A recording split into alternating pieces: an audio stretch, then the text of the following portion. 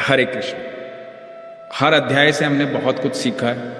कुछ ऐसी बातें हैं जिन पर भगवान ने बार बार अर्जुन को समझाया है कि बाकी सब करे ना करे लेकिन ये जरूर कर ले। तो 17वें और 18वें अध्याय में भगवान बताते हैं कि सही पूजा करने का तरीका क्या है, सही खाना खाने का तरीका क्या है, सही मायने में सुख क्या है,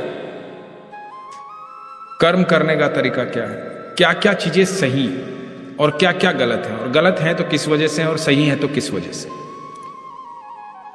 और उसके बाद भगवान जो है 18वां अध्याय जब आता है तो भगवान सारी बातें कहने के बाद अर्जुन को फिर क्या कहते हैं, सब कुछ कहने के बाद, सारा ज्ञान देने के बाद अर्जुन को जो कहते हैं वो बड़े ध्यान से सुनिएगा। उसके बाद भगवान ने हम सब के लिए भी कुछ कहा है। तो वो जो हमारे लिए कहा है वो भी बड़ा सुनकर के आपको बड़ा हर्षित महसूस करेंगे, आप बड़ा सुख मिलेगा आपको, जो भगवान ने हम सब के लिए कहा है। तो उसे आप भगवान का मैसेज समझिएगा हम सब के लिए, जो 18वें अध्याय के अंत में बोला जाएगा। भगवान ने अर्जुन को कही है वो बात हम सब के लिए, तो संदेश भगवान का है हम सब के लिए। तो उसे सुनकर आपको बड़ा आनंद आएगा। तो सबसे पहले ठाकुर जी को, राधा रानी को निमंत्रित करते हैं। हे कृष्ण प्रिय मित्र, हे बहन राधा रानी, हम आपको निमंत्रित करते हैं, आपका धन्यवाद करते हैं कि आपने इस सफर को यहां तक पहुंचाया, हमें ये आज्ञा दी, निमित्त बनाया कि हम 16 अध्याय पूर्ण कर पाए। जिस प्रकार आपने अब तक 16 अध्याय स्वयं आकर के अपनी वाणी से अपने शब्दों को हमें समझाया है, उसी प्रकार 17वां और 18वां अध्याय भी हमें समझाएं। हमें ये सामर्थ्य दें कि हम आपकी वाणी को, आपके शब्दों को समझ पाएं, और ये क्षमता दें कि हम उस मार्ग पर चल पाएं जिस मार्ग पर आप चाहते हैं कि हम चलें, क्योंकि हम आपके सानिध्य में बैठना चाहते हैं, आपके साथ रहना चाहते हैं, आपसे वार्तालाप करना चाहते हैं, आपके प्रेम में रहना चाहते हैं, सिर्फ आपके सानिध्य में रहना चाहते हैं। ये मार्ग जो आपने बतलाया है और जो आप बतला रहे हैं, एक साधारण मनुष्य के लिए अत्यंत कठिन है, लेकिन इस मार्ग में यदि सारथी आप हैं तो ये मार्ग उतना ही सरल है। तो आपसे विनती करते हैं ठाकुर जी, राधा रानी, कि आप इस मार्ग पर अपने साथ हमें लेकर चलें और हम सक्षम हो पाएं अपने जीवन की इस महाभारत में विजयी होने में। आप हर पल हर क्षण हमारे साथ रहें। आपकी आज्ञा लेते हुए पढ़ते हैं प्रभु। हरे कृष्ण, राधे कृष्ण। 17वां अध्याय। अर्जुन बोले, हे कृष्ण, जो मनुष्य शस्त्र विधि को त्याग कर श्रद्धा से युक्त हुए देवादि का पूजन करते हैं, उनकी स्थिति फिर कौन सी है? सात्विक अथवा राजसी अथवा तामसी। 3 गुणों का वर्णन हमने 16वें अध्याय में, 15वें अध्याय में भगवान ने 3 गुणों के बारे में बताया कि प्रकृति के ये जो 3 गुण हैं, हर जीव जो है इनसे बंधा हुआ है। दुनिया में ऐसा कोई जीव नहीं है जो इनके अनुरूप कार्य नहीं करता। इन तीनों गुणों में से किसी गुण में वो जीवित है, तो इन 3 गुणों से कोई बच नहीं सकता। तो यहां अर्जुन कहते हैं कि जो शास्त्र विधि को त्याग कर, जो शास्त्रों को त्याग कर, जो शास्त्रों को नहीं मानते, जिनका उस ज्ञान में विश्वास ही नहीं है, शास्त्रों को, धर्म को नहीं मानते, वेदों को नहीं मानते, त्याग कर श्रद्धा से युक्त हुए देवादि का पूजन करते हैं और पूरी श्रद्धा से देवताओं की पूजा करते हैं, तो उनकी स्थिति कौन सी है? वो तामसिक कहलाएंगे, राजसिक कहलाएंगे या सात्विक कहलाएंगे? श्री भगवान बोले, मनुष्यों की वो शास्त्रीय संस्कारों से रहित केवल स्वभाव से उत्पन्न श्रद्धा सात्विक और राजसी तथा तामसी, ऐसे तीनों प्रकार की ही होती है। उसको तू मुझसे सुन। हे भारत, सभी मनुष्यों की श्रद्धा उनके अंतःकरण के अनुरूप होती। ये पुरुष श्रद्धामय है, इसलिए जो पुरुष जैसी श्रद्धा वाला है वो स्वयं भी वही है। सात्विक पुरुष देवों को पूजते हैं, राजस पुरुष यक्ष और राक्षसों को तथा अन्य जो तामस मनुष्य हैं वे प्रेत और भूत गणों को पूजते हैं। तो जो सात्विक पुरुष होते हैं वो देवताओं की पूजा करते हैं, जो आमतौर पर हम सब लोग करते हैं, जो कोशिश होती है। तो मैंने पहले ही बताया था कि हम सब लोग सात्विकता और राजसिकता के बीच में जीवन को जीते हैं। तो हम जो हैं, भगवान कहते हैं जो देवताओं की पूजा करते हैं वो राजसी पुरुष होते हैं। जो यक्ष और राक्षसों का ध्यान करते हैं, उनकी पूजा करते हैं, जिनका विचार जो है सिर्फ प्राप्ति के लिए, जो सिर्फ किसी लालचवश कोई विधि विधान करते हैं, कोई टोना टोटका करते हैं, तो वो राजसी लोग होते हैं। जो मनुष्य प्रेत और भूतगणों को पूजते हैं वो तामसिक होते हैं। अब जो बहुत सारे ऐसे लोग हैं जो जीवन में पूजा पाठ नहीं करते लेकिन तंत्र विद्या में विश्वास रखते हैं, तांत्रिकों के पास जाते हैं अपनी समस्या का हल करवाने के लिए, तो और तंत्र मंत्र से उस तरीके से अपनी समस्याओं का हल करवाते हैं, भगवान कहते हैं वो तामसिक है।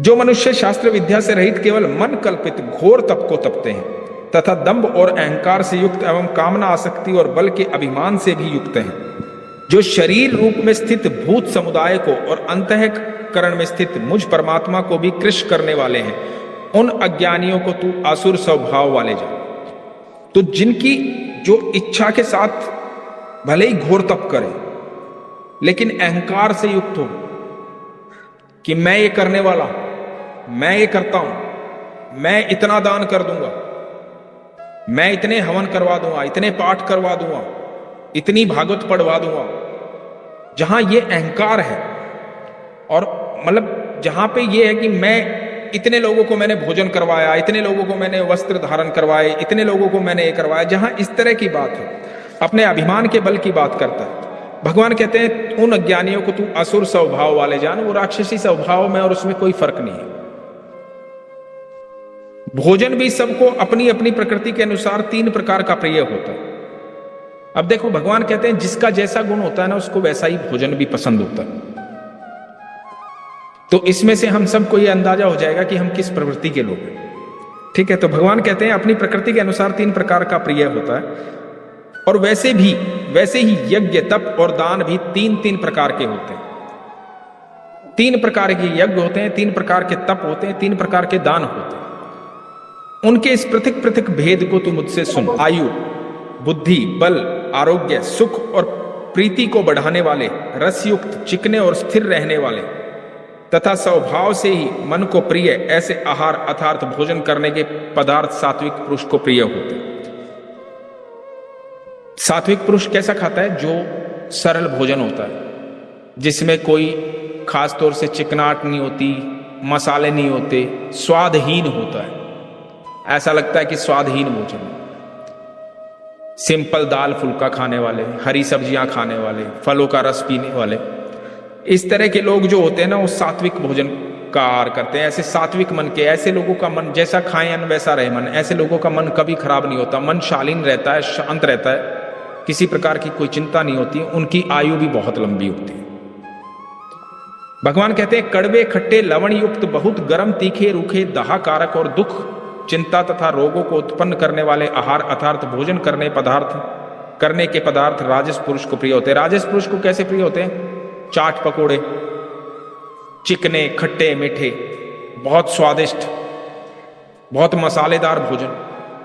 ऐसे भोजन जो है शरीर में कभी ना कभी दुख प्रकट करते हैं, कभी ना कभी रोगी हो जाएंगे, कभी किसी प्रकार की बीमारी हो जाएगी, किसी प्रकार का दुख हो जाएगा। तो ऐसे भोजन है ना आपको मन और बुद्धि से और शरीर से स्वस्थ नहीं रखेंगे।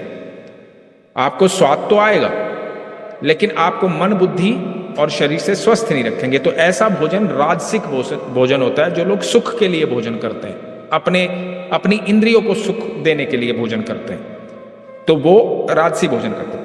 जो भोजन अदप का, रस रहित, दुर्गंध युक्त, बासी और उच्छिष्ट तथा जो अपवित्र भी है, वो भोजन तामस पुरुष को प्रिय होता है।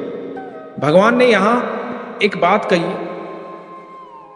जो भोजन 3 घंटे पहले का भी बासी है ना, वो भोजन खाने योग्य नहीं है। ठीक है, लेकिन भगवान यहां क्या कहते हैं? जो रस रहित, जिसमें किसी प्रकार का रस नहीं होता, मतलब वो कोई फल फ्रूट नहीं, दुर्गंध युक्त, जिसके अंदर से स्मेल आती है, जो बासी होता, वो भोजन, मतलब कि नॉनवेज, जो लोग नॉनवेज खाते हैं, जो इस तरह का भोजन खाते हैं जो एकदम स्वाद, जिसके अंदर से दुर्गंध उठती है, जिसके अंदर से, जिसको बनाने में, खाने में, हर चीज में दुर्गंध है, भगवान कहते हैं ऐसा भोजन अपवित्र होता है। ऐसा भोजन तमस पुरुष को, जो तामसिक पुरुष होता है उसको ऐसा भोजन, जो राक्षसी बुद्धि का पुरुष होता है, जीव होता है, उसको ऐसा भोजन पसंद है। और ये रियल फैक्ट है, ये बिल्कुल रियल फैक्ट है कि जैसा अपन खाते हो ना, आपके विचार, आपका लाइफस्टाइल, आपका जीवन, आपका शरीर, आपका स्वास्थ्य, आपका मन, आपकी बुद्धि, सब बिल्कुल उसी प्रकार से होता है। जो सरल भोजन करेगा उसको कभी एग्रेशन नहीं आएगा, कभी चिल्ला के बात नहीं करेगा, कभी आपको भड़केगा नहीं, जल्दी क्रोध शांत हो जाएगा, गुस्सा भी आएगा। तो जो राजसिक भोजन, आमतौर पर राजसिक भोजन करने वाले ज्यादा लोग होते हैं, जो राजसिक भोजन करते हैं सिर्फ अपनी जीवा के स्वाद के लिए, मसालेदार भोजन, सोया चाप खा रहे हैं, पाव भाजी खा रहे हैं, ये सब खा रहे हैं, तो जितने भी ये फूड खा रहे हैं, ऐसे लोग किसी के लिए हानिकारक नहीं होते, वो स्वयं के लिए हानिकारक होते हैं। क्योंकि उनको इस भोजन का असर क्या होगा कि उनके शरीर में कहीं ना कहीं रोग पकड़ लेगा, कुछ सालों बाद पकड़ लेगा, बुढ़ापे में पकड़ लेगा, कहीं ना कहीं वो, क्योंकि वो कष्टदायी भोजन है, वो शरीर के लिए अच्छा नहीं है। क्योंकि मनुष्य का जो शरीर है ना, भगवान ने वो सात्विक चीजों के लिए बनाया। जैसे अब शेर है, शेर का शरीर की रचना ही इस प्रकार की गई है कि वो मांस खाए और पचा पाए, लेकिन मनुष्य के शरीर की रचना शेर जैसी नहीं की गई है। गाय के शरीर की रचना ही इस प्रकार हुई है कि वो गाय घास खाए, उसकी, इसलिए उसको कभी घास के अलावा कुछ और वो खाती नहीं है, अनाज वगैरह के अलावा, कुछ गुड़ वगैरह के अलावा, वेजिटेरियन चीजों के अलावा, हरी सब्जियों के अलावा कुछ खाती नहीं, क्योंकि उसका शरीर नहीं बना। एक गाय को यह पता है कि उसके लिए क्या सही है, लेकिन एक मनुष्य को नहीं पता कि उसके लिए क्या सही है। एक जानवर को पता है, जानवर जानता है कि उसके लिए क्या सही है, उसे क्या खाना चाहिए, लेकिन मनुष्य को इस बात का ज्ञान होते हुए भी वो अज्ञानी बना रहता है कि उसे क्या खाना चाहिए। तो भगवान 3 प्रकार के भोजन की बात करते हैं। उसके बाद भगवान कहते हैं जो शास्त्र विधि से नियत यज्ञ करना ही कर्तव्य है। भगवान कहते हैं शास्त्रों के द्वारा जो नियम बताया गया है यज्ञ करने का, संपूर्ण मंत्रोच्चारण हो, पूजा पाठ हो, अच्छे से पंडित आए, ज्ञानी विद्वान आए, मंत्रोच्चारण करे, पूजा पाठ करे, देवताओं को प्रसन्न करे, उस तरह का जो है, जो शास्त्र विधि के नियत यज्ञ करना ही कर्तव्य है। इस प्रकार मन को समाधान करके फल न चाहने वाले पुरुषों द्वारा किया जाता है वो सात्विक। जो यज्ञ करवाते हैं, हवन करवाते हैं, कई ऐसे लोग होते हैं, मैंने भी ऐसे कई लोगों को देखा है और आपने भी देखा होगा, और आप में भी से कई लोग ऐसे होंगे कि जिनका हर 5-6 महीने में, 2-3 महीने में मन कर जाता है चलो हवन करवाते हैं बेवजह, जिनका कोई स्वार्थ नहीं होता कि मैं हवन इसलिए करवा रहा हूं कि मेरी ये मनोकामना पूर्ण हो जाए या घर में सुख शांति हो जाए, या इस वजह से किसी लालच के वश हवन नहीं करवाते। बस उनका मन होता है कि चलो यार हवन करते हैं ना तो अच्छा महसूस होता है, घर के अंदर शुद्ध वातावरण होता है तो हवन करवाते हैं, कोई लालच नहीं होता। तो ऐसे लोग सात्विक पुरुष होते हैं। ऐसा यज्ञ भी सात्विक कहा जाता है, जिसे स्वयं भगवान स्वीकार करते हैं। ठीक है, तो भगवान कहते हैं परंतु हे अर्जुन, केवल दंभाचरण के लिए अथवा फलों को भी दृष्टि में रखकर जो यज्ञ किया जाता है उस यज्ञ को तू राजस मान। अब जिस यज्ञ के अंदर फल स्वरूप जो यज्ञ किया गया कि मेरी इस शांति के लिए, नवग्रह शांति के लिए मैं यज्ञ करवा रहा हूं, या मेरी ये इच्छा पूरी हो जाए इसके लिए मैं यज्ञ करवा रहा हूं, या मेरा कामकाज अच्छे से चलने लग जाए इसलिए मैं यज्ञ करवा रहा हूं, तो भगवान कहते हैं ये राजसी यज्ञ होता है। ये इच्छाओं की पूर्ति के लिए देवताओं से यज्ञ किया जाता है, ये राजसी यज्ञ है। शास्त्र विधि से हीन, अन्नदाता से रहित, बिना मंत्रों के, बिना दक्षिणा के और बिना श्रद्धा के लिए किए जाने वाले यज्ञ को तामस यज्ञ कहते हैं। जो तंत्र विद्याएं होती हैं ना, और जो तांत्रिक वगैरह युद्ध करवाते हैं, उसमें कभी इस प्रकार का भोजन की व्यवस्था नहीं होती कि बहुत लोगों को भोजन करवाना है। ठीक है, कोई सात्विक व्यवस्था होती नहीं है उसमें, क्योंकि वो अपनी इच्छाओं की पूर्ति के लिए तंत्रों के द्वारा किया गया यज्ञ है। उसमें किसी और का भला नहीं है, सिर्फ अपने भले के लिए यज्ञ करता है आदमी। तो ऐसा यज्ञ जो होता है वो तामसिक प्रवृत्ति के लोग करते हैं, जो राक्षसी प्रवृत्ति के लोग होते हैं ऐसा यज्ञ करते हैं। भगवान कहते हैं कि देवता, ब्राह्मण, गुरु और ज्ञानी जनों का पूजन पवित्रता, सरलता, ब्रह्मचार्य और अहिंसा, ये शरीर संबंधी तप कहा जाता है। ऐसे व्यक्ति जो गुरुजनों की, देवताओं की, ब्राह्मणों का सम्मान करते हैं, ज्ञानी जनों का पूजन करते हैं, पवित्रता से, सरलता से, ब्रह्मचार्य का पालन करते हैं, अहिंसावादी होते हैं, किसी प्रकार की हिंसा नहीं करते, किसी प्रकार को किसी को दोष नहीं पहुंचाते, दुख नहीं पहुंचाते, ऐसे व्यक्ति, ऐसा ये शरीर संबंधी तप कहा जाता है। शरीर से संबंधित तप है जो उद्वेग न करने वाला, प्रिय और हितकारक एवं यथार्थ भाषण है, तथा जो वेद शास्त्रों के पठन का एवं परमेश्वर के नाम का जप का अभ्यास, वही वाणी संबंधी तप कहा जाता है। मन की प्रसन्नता, शांत भाव, भगवंत चिंतन करने का स्वभाव, मन का निग्रह और अंतःकरण के भाव की भली भांति पवित्रता, इस प्रकार ये मन संबंधी तप कहा जाता है। फल को न चाहने वाले योगी पुरुषों द्वारा परम श्रद्धा से किए हुए उस पूर्वोक्त 3 प्रकार के तप को सात्विक तप कहते हैं। ऐसे तप को सात्विक तप कहते हैं। भगवान कहते हैं जो तप सत्कार, मान और पूजा के लिए तथा अन्य किसी स्वार्थ के लिए भी स्वभाव से या पाखंड से किया जाता है, वो अनिश्चित एवं क्षणिक फल वाला तप यह राजस कहा गया। तो कई लोग तप करते हैं सत्कार के लिए। अब बहुत सारे लोग बोलते हैं ना कि यार मैं 11 माला जाप करता हूं भगवान, मुझे परीक्षा में सफल कर देना। मैं 11 माला जाप कर रहा हूं भगवान, एक गाड़ी खरीदनी है, उसमें हेल्प कर देना। तो भगवान कहते हैं ये जो स्वार्थ के लिए, सत्कार के लिए, मान सम्मान पाने के लिए एक इच्छा के साथ तप किया जाता है, ध्यान किया जाता है, वो राजसिक तप है। उसके बाद भगवान कहते हैं जो तप मूढ़ता पूर्वक, हठ से, मन, वाणी और शरीर की पीड़ा के सहित अथवा दूसरे का अनिष्ट करने के लिए किया जाता है, वो तप तामस तप कहा गया है। अब यहां भगवान क्या कह रहे हैं, जो हठी लोग होते हैं ना, जो तप कर रहे हैं हठ होकर के, हठ मतलब मैं तब तक भोजन नहीं खाऊंगा भगवान जब तक मेरी इच्छा पूर्ण नहीं हो, हट करके बैठ गए। अब इनको जाकर के कौन समझाए, किस प्रकार समझाए, कैसे समझाए कि भगवान को पाना इतना कठिन नहीं है, भगवान को पाना सरल है, आप कठिन कर रहे हो उसे। भगवान ने अपने पाने के सात्विक तरीका कितना सरल है, सादा भोजन खाना कितना सरल है। भगवान कहते हैं जो हठी होता है, अपने शरीर को पीड़ा दे करके तप कर रहा है, या दूसरे के शरीर को पीड़ा दे करके, दूसरे मतलब एक तो अपने शरीर को हट करके मैं ऐसा नहीं करूंगा भगवान, या मैं अपना खून चढ़ाऊंगा, ऐसा लोग करते हैं ना, मैं अपना खून चढ़ाऊंगा और तब मैं तेरी तपस्या करूंगा। और कई लोग होते हैं जो बलि देते हैं, कभी बकरे की, कभी किसी की, कभी किसी की, है ना, अपनी इच्छा पूर्ति के लिए। तो भगवान कहते हैं ऐसा तप जो है तमस तप कहलाता है, तामस कहा गया। दान देना ही कर्तव्य है। ऐसे भाव से जो दान देश तथा काल और पात्र के प्राप्त होने पर उपकार न करने वाले के प्रति दिया जाता है, वो दान सात्विक कहा जाता है। दान जब देना हो तो ऐसा देना चाहिए कि दान आप एक हाथ से दें तो दूसरे को पता भी ना लगे, और वो ऐसे व्यक्ति को दे जिसको वाकई उसकी आवश्यकता हो, जो पहले से रईस है, पहले से जिसको आप देख रहे हो कि संपन्न है, सब कुछ संपन्न है यहां पर, वहां पर जाकर के दान दे रहे हो तो आप गलती कर रहे हो। दान वहां दे जहां वाकई उसकी आवश्यकता है, और जिस प्रकार के दान की आवश्यकता है, किसी को भोजन की आवश्यकता है तो भोजन खिलाएं, किसी को वस्त्र की आवश्यकता है तो वस्त्र दें, किसी को चप्पल पहनने की आवश्यकता है चप्पल दिलवाएं। इस प्रकार का दान, और बिना किसी इच्छा के किया हुआ दान, सिर्फ अपनी ये ड्यूटी समझकर कि भगवान ने मेरे को इतना दिया है, भगवान ने मुझे संपन्न किया है, तो मुझे भगवान ने इसलिए संपन्न किया है ताकि मैं औरों की मदद कर सकूं।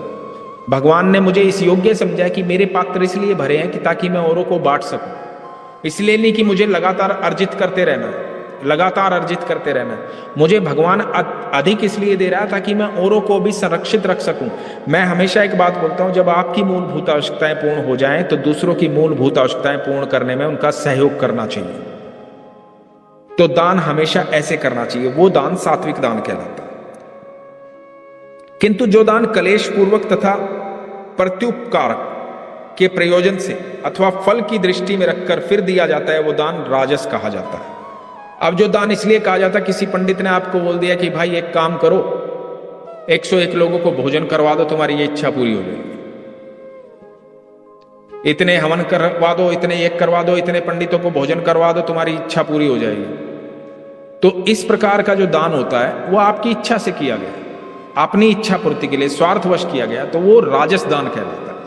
भगवान कहते हैं जो दान बिना सत्कार के अथवा तिरस्कार पूर्वक अयोग्य देश काल में और कुपात्र के प्रति दिया जाता है वो दान तामस कहा जाता है।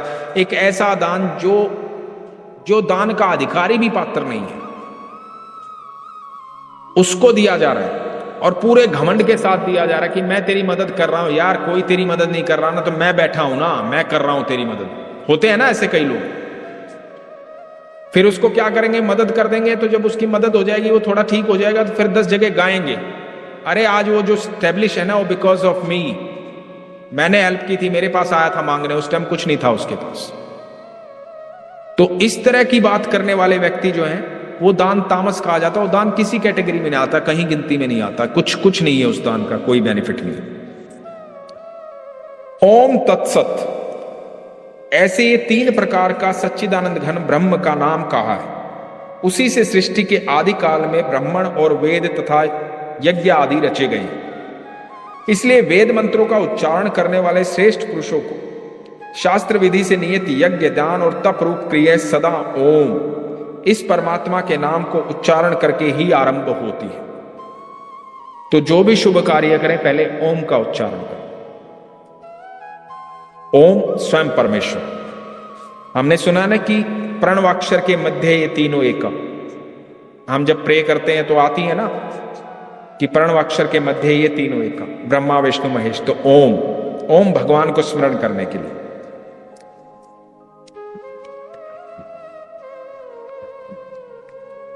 तत् अर्थार्थ, तत् नाम से कहे जाने वाले परमात्मा ही ये सब है। तत् का अर्थ है कि तत् नाम से कहे जाने वाले ये सब है। इस भाव से फल को ना चाहकर नाना प्रकार की यज्ञ तप रूप क्रियाएं तथा दान रूप क्रियाएं कल्याण की इच्छा वाले पुरुषों द्वारा की जाती है। सत, इस प्रकार ये परमात्मा का नाम सत्य भाव में और श्रेष्ठ भाव में प्रयोग किया जाता है तथा हे पार्थ उत्तम कर्म में भी सत शब्द का अर्थ प्रयोग किया जाता है तथा यज्ञ तप और दान में जो स्थित है वो भी सत इस प्रकार कही जाती है और उस परमात्मा के लिए किया हुआ कर्म निश्चय पूर्वक सत ऐसे कहा जाता है।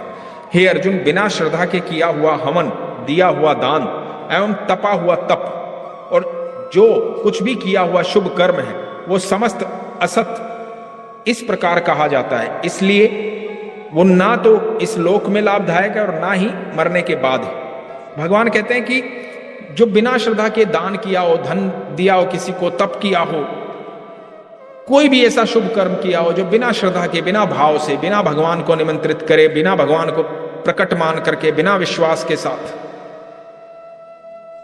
तो ऐसा कुछ भी आप कितना भी कर लो तो वो ना इस लोक में आपके काम आता है और ना परलोक में आपके काम आता है। तो इस प्रकार हमारा 17वां अध्याय पूर्ण होता है। ठाकुर जी आपका बहुत बहुत आभारी हूँ, बहुत बहुत धन्यवाद आपका। राधा रानी ने इतना सौभाग्यशाली समझा, अपनी शरण में लिया, अपने सानिध्य में लेकर के, अपने साथ बिठा करके हमें एक एक शब्द आपने बोल करके बताया। ये सामर्थ्य दीजिएगा कि आपके बताए रास्ते पर हम चलें और आप हमारे साथ रहें, हमारे संग रहें। हमें वो क्षमता दें कि हम चल पाए। हम साधारण लोग हैं। हे प्रभु, सदैव आपके सानिध्य में रहें। आपका धन्यवाद करते हैं कि आपने इस अनंत ब्रह्मांड में, जहां करोड़ों अरबों अनगणित जीव हैं, वहां पर उन लोगों के बीच में हमें सौभाग्य प्रदान किया।